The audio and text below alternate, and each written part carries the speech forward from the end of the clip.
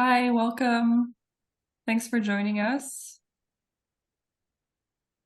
It looks like we're ready to get started. My name is Matilda Reckford, and I work for the EHLS program at the Center for Applied Linguistics. And I'm joined today by Maria. Hi, everybody. I'm Maria Mariani. I'm at Georgetown University, and I am the Director of Recruitment, and I'm also the Program Manager for the program.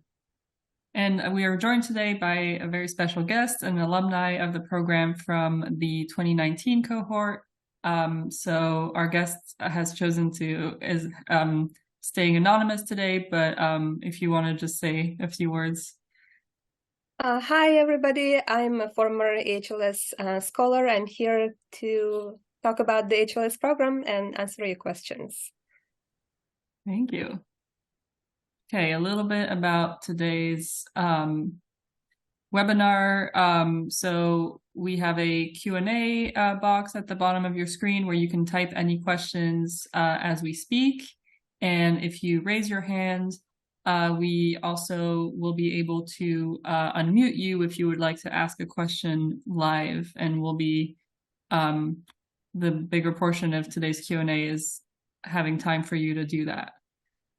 So today we'll do a little introduction and talk a little bit about the background of the program, and then we'll have our Q&A. So you can ask questions to us, to me, Maria Mariani, and our special guest on any questions on what we've covered in the slides or any questions you have about the program. And then I'll go over some of our contact information and any future events that we encourage you to attend. So Maria, the floor is yours. Okay. All right. I'm going to do a quick overview of the EHLS program. So a little introduction.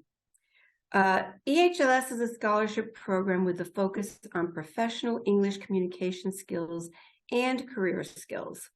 The program trains advanced speakers of English to be effective communicators and strong candidates for federal jobs.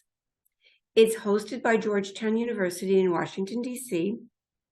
Every scholar admitted to the program receives a full scholarship funded by the federal government. The program is 8 months in length. The first 6 months are full-time on the Georgetown University downtown campus.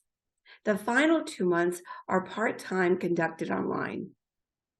Participants are native speakers of critical languages who have a strong interest in public service. The EHLS scholars come from diverse cultural, educational, and professional backgrounds, but they are all united by an interest in and a commitment to public service. So let's look a little bit at the background of our program. So why EHLS? EHLS was established because critical language skills are in high demand in the U.S. government.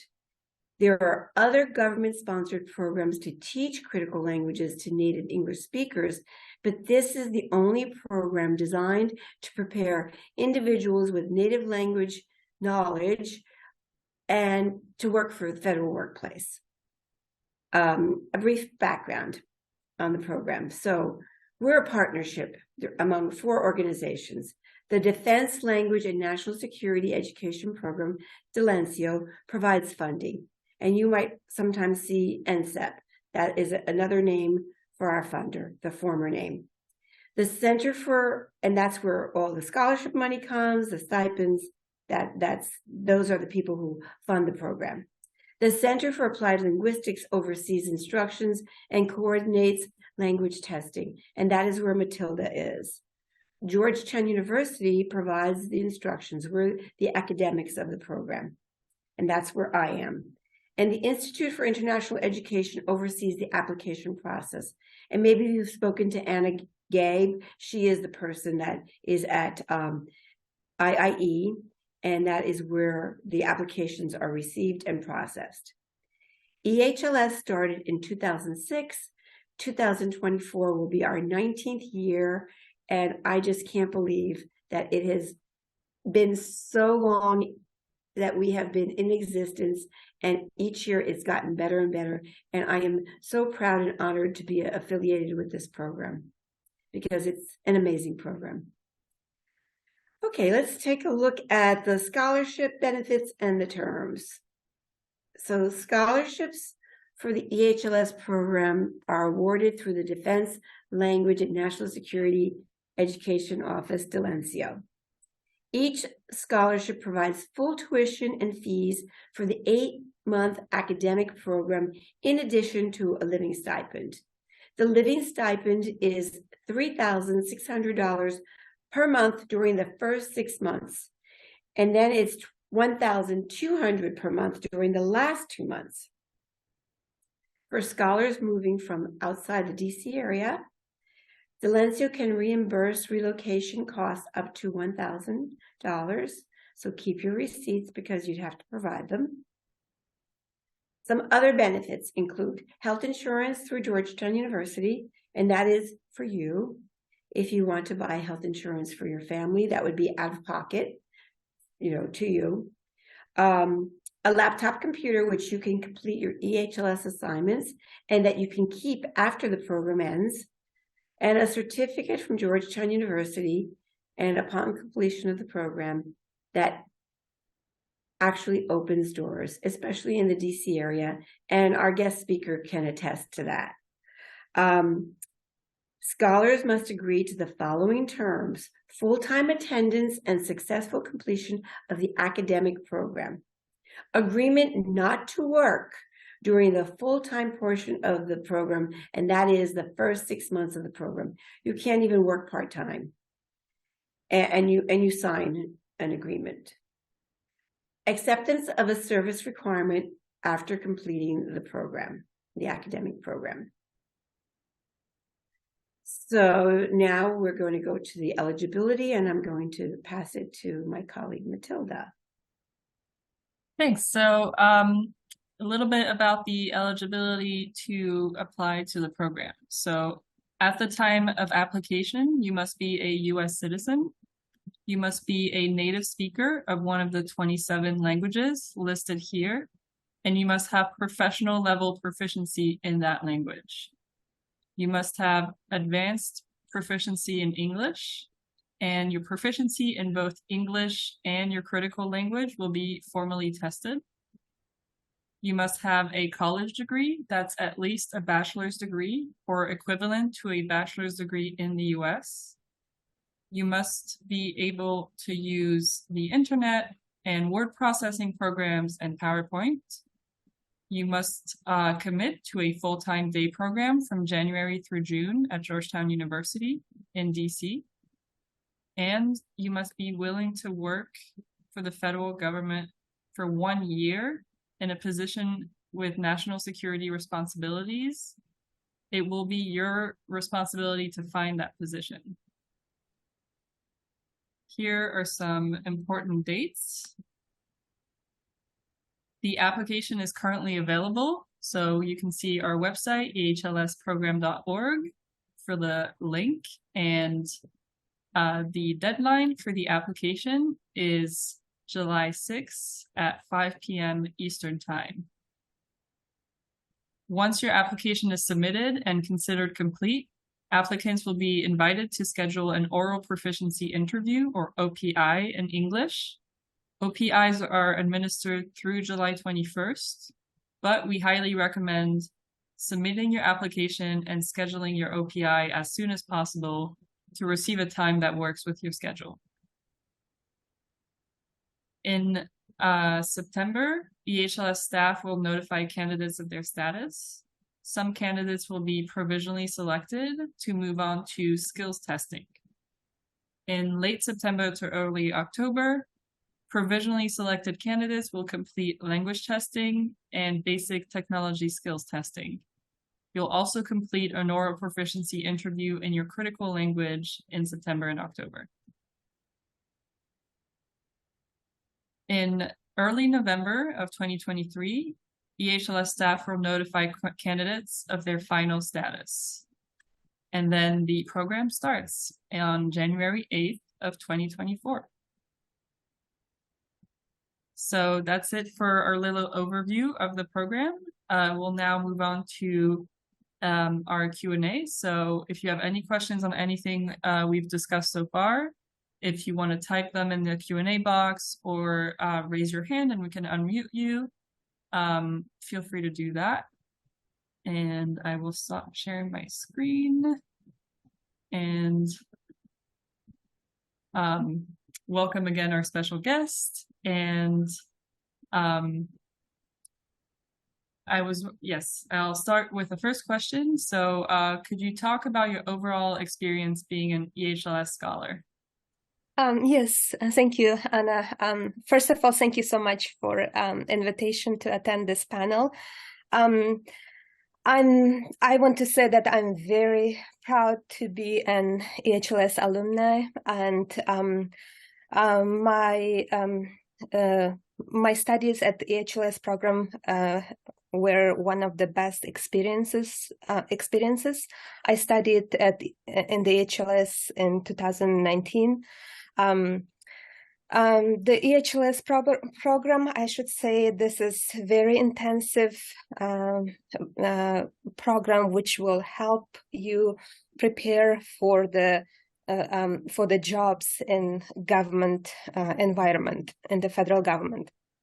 So during the EHLS program, I had really great exposure to different classes, for example, writing, reading, analytical writing, which will really help you to tailor your skills and prepare you better for the jobs you'll be looking for in the federal government.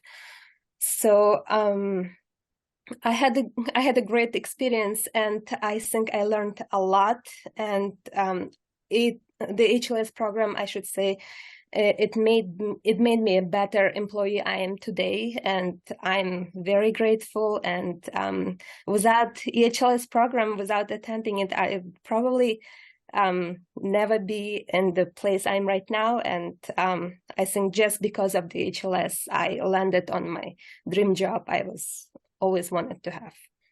So great, that's really exciting. What aspect of the EHLS program was most helpful for you? Yes, during the EHLS program, first of all, writing classes. This is the number one aspect. It will help you to learn how to write in a federal format which is acceptable in the government environment. It will help you to tailor your letters, analytical lines, and analysis of different material. So the second thing, you'll be working on your reading and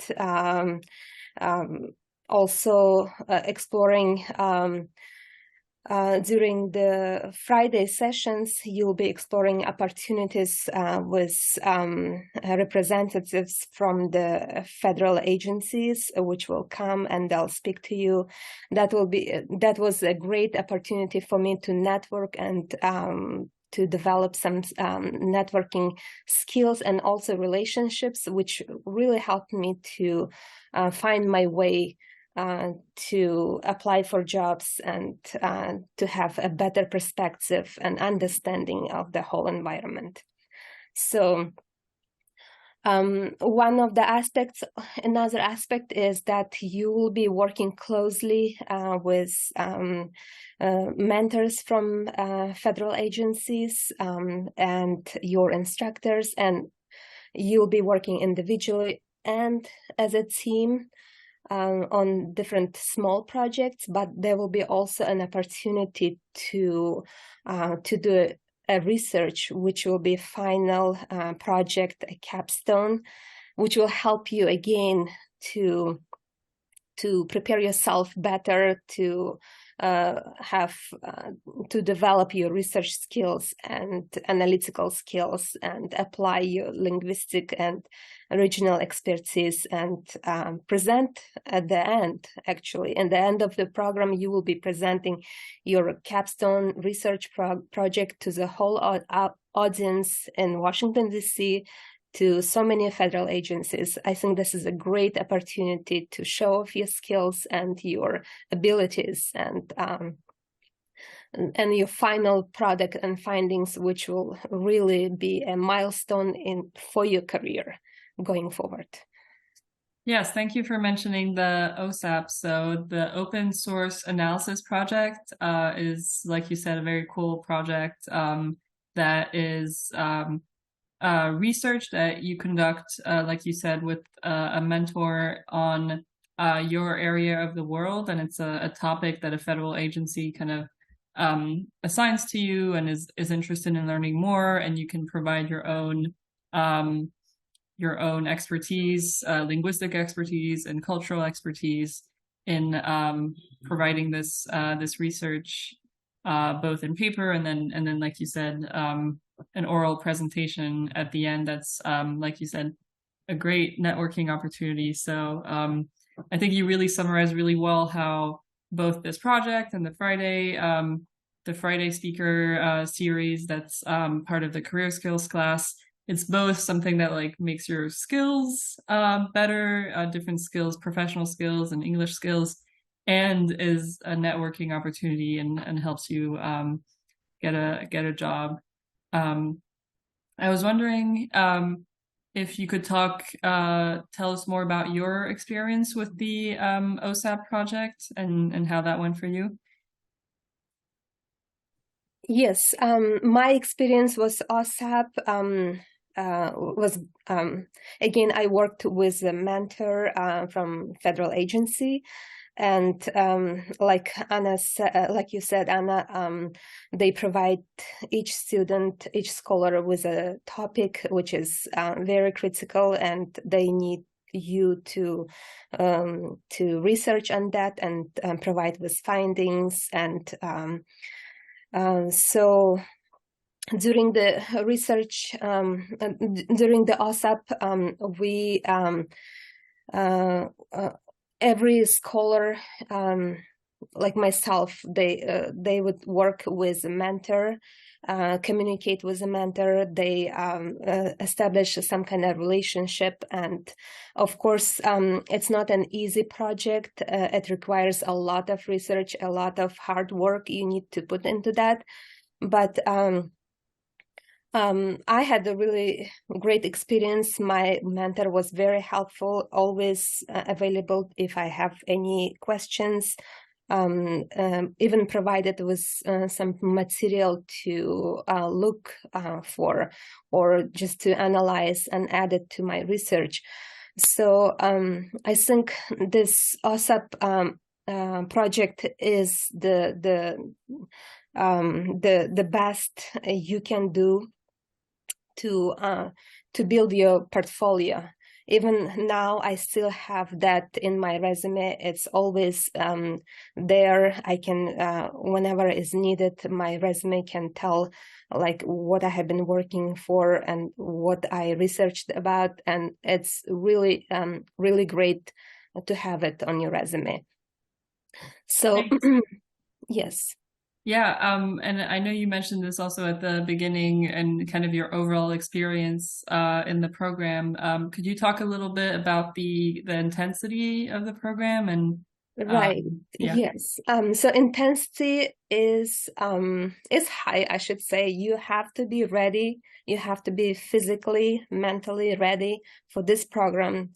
Once you get admitted, you should put everything aside and just focus on this program. Every day, there is something new. Every topic builds on top of each other. My advice is not to miss a day, probably, if you can. But it's really great program. It's challenging. I really like the challenge of it, because you'll not get bored, and you will have so many opportunities to work on your own, to present your own work, and as well as work with team and work on building teamwork relationships. I think the program is really designed for those people who have those skills, language skills, but also to develop them in up to that level where they can work together and carry on those skills to their workplaces in the future. So the intensity is high. You have to be committed to this. You cannot just say, oh, I'm not coming today, or I'm not doing this assignment. Every day you'll have assignments. You have to be ready for that. Yeah, and in one of our webinars, Suzanne from Georgetown University was kind of describing the schedule at Georgetown, and you can find a recording of this webinar. It's called "What to Expect During and After EHLS."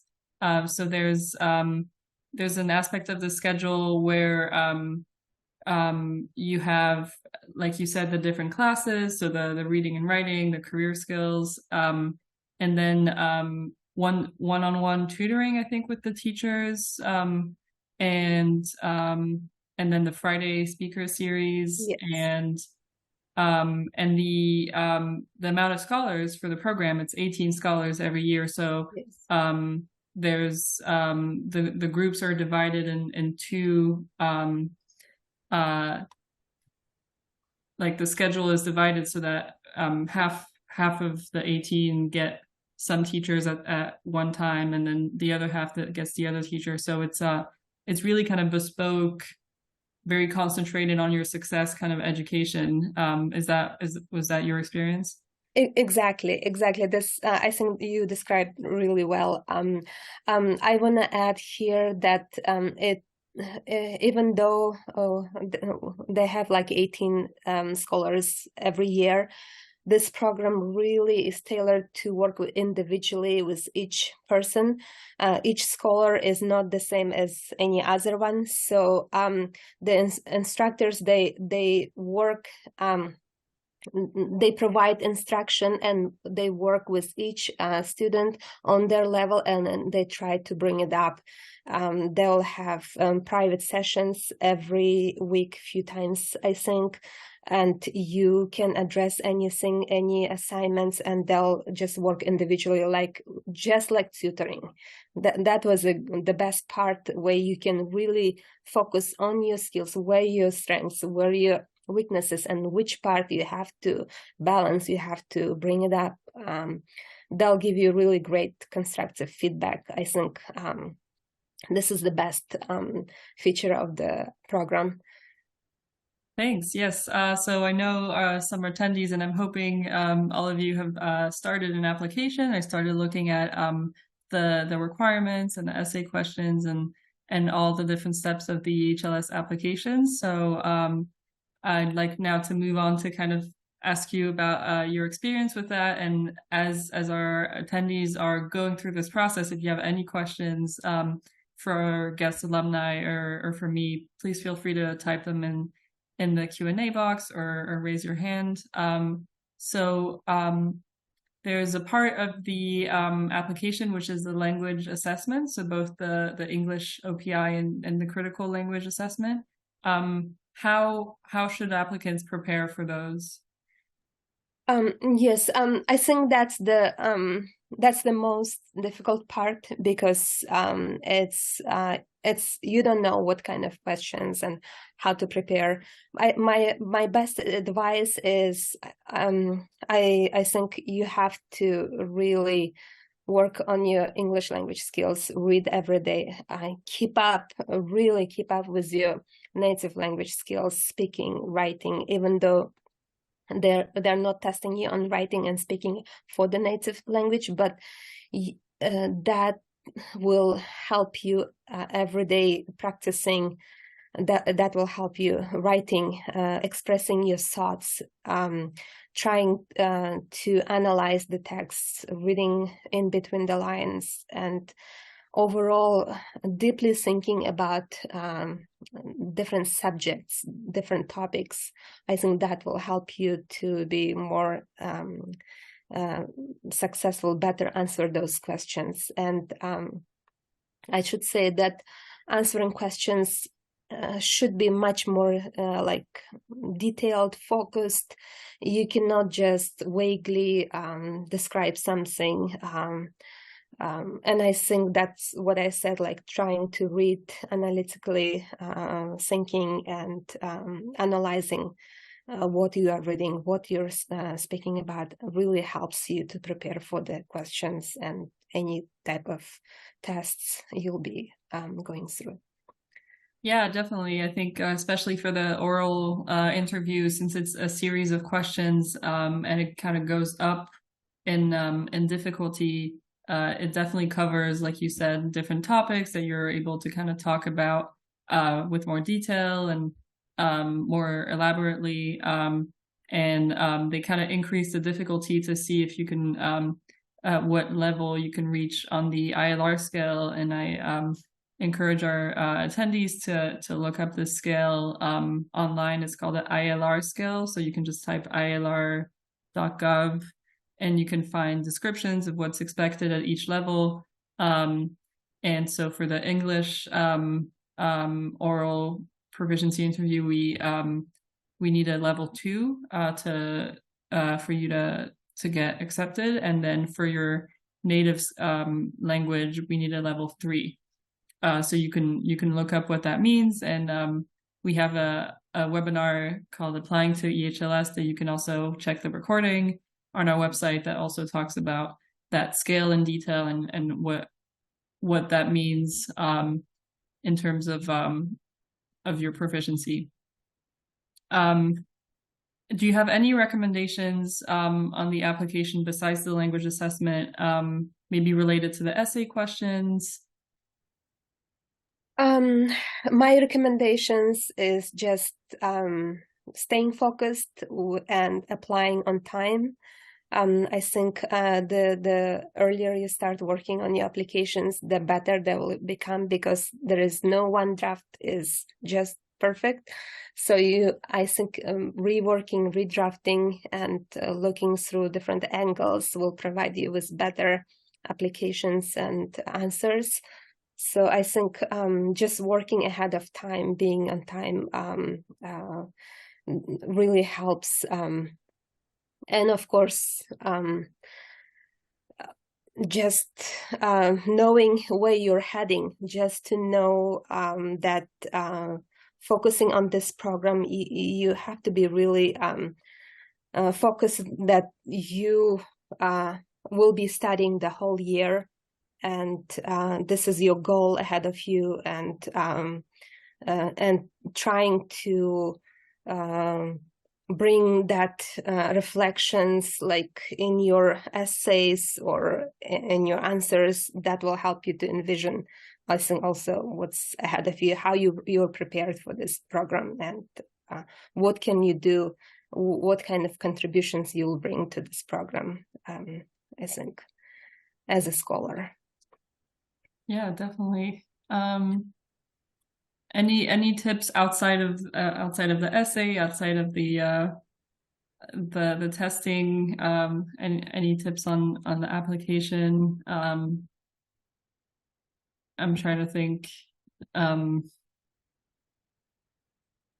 maybe on the essay question, anything that kind of helped you kind of argue for your interest in public service and kind of making that argument and thinking about that? I would say that you have to be committed. You have to be, even though you're not working right now and you're still preparing for this program, you have to be committed that you are going to work for public service. And I think that will reflect on your writing, on your essays. I think your mind and heart should be there, and that you're ready to go through this program, and this program will help you to be even better employee in the future. So I think that's just being focused on this program. I think that will really help you to go and prepare the best application.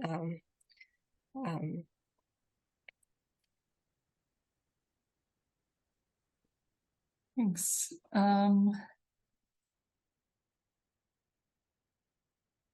Looking if we have any questions.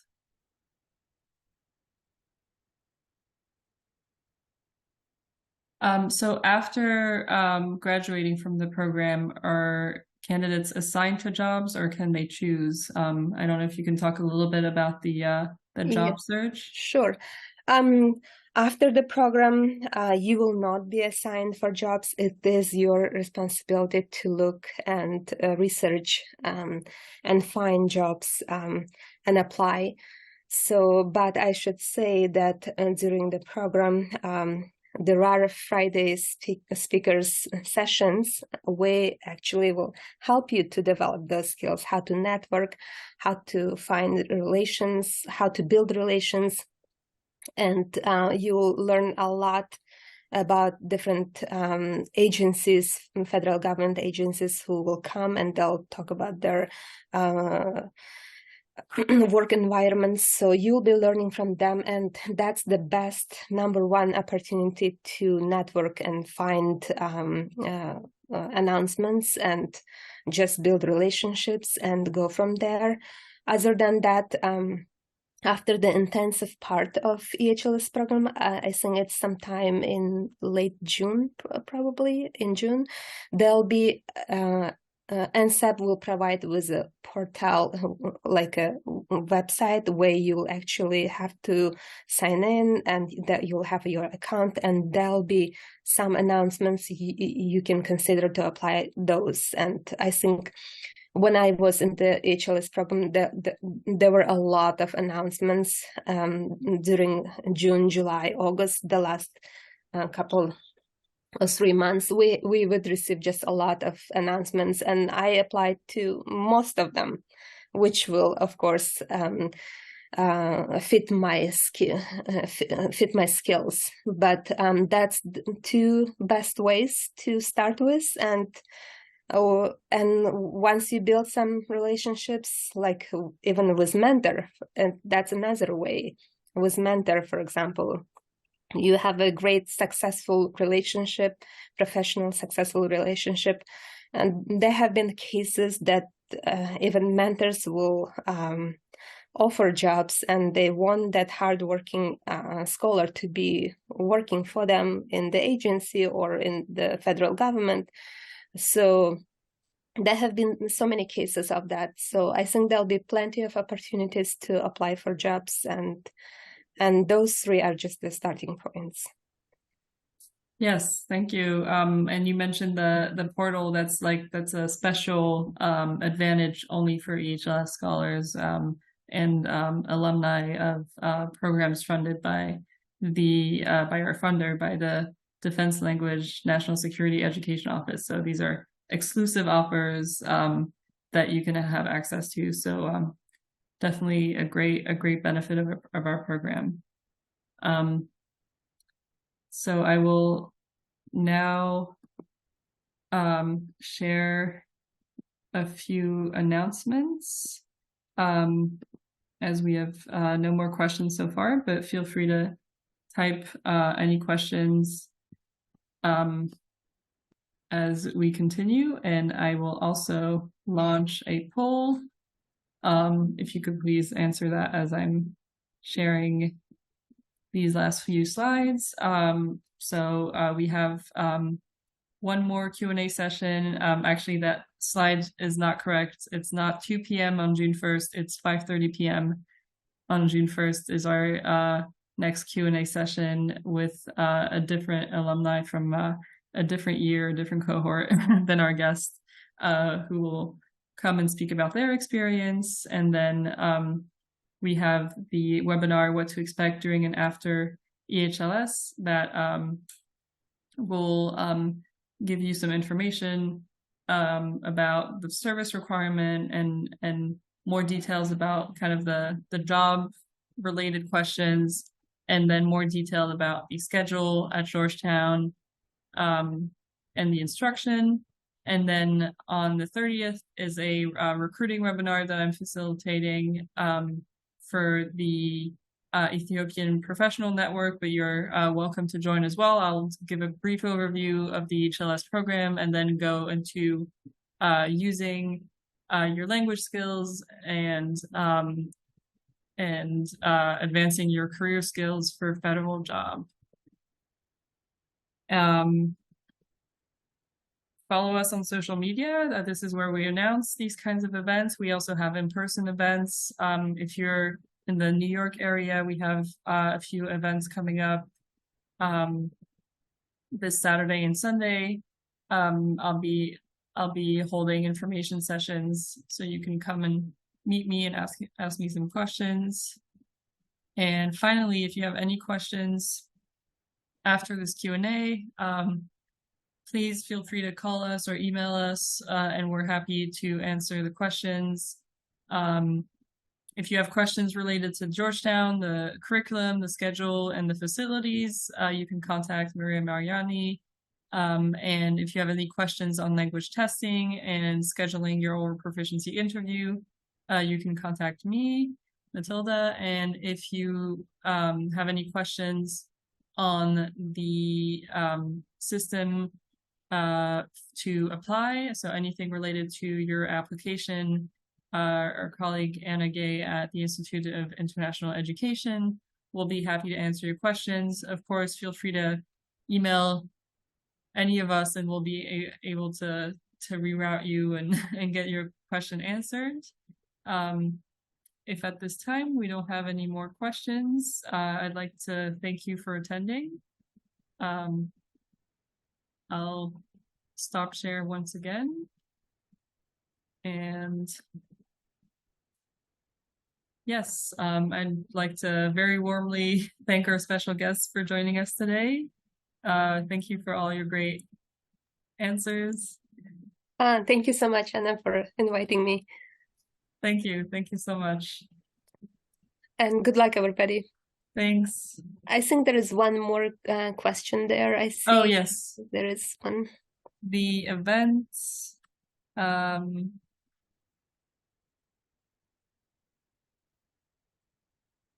So these are online events. Oh, yes, our virtual events. These are all upcoming events. And then in the chat, I can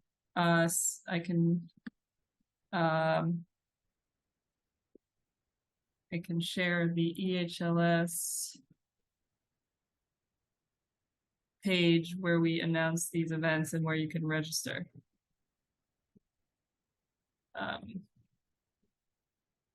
Sorry, I'll go back to the slide.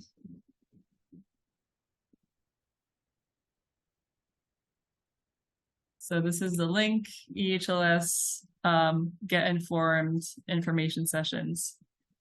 That's where you can check our events.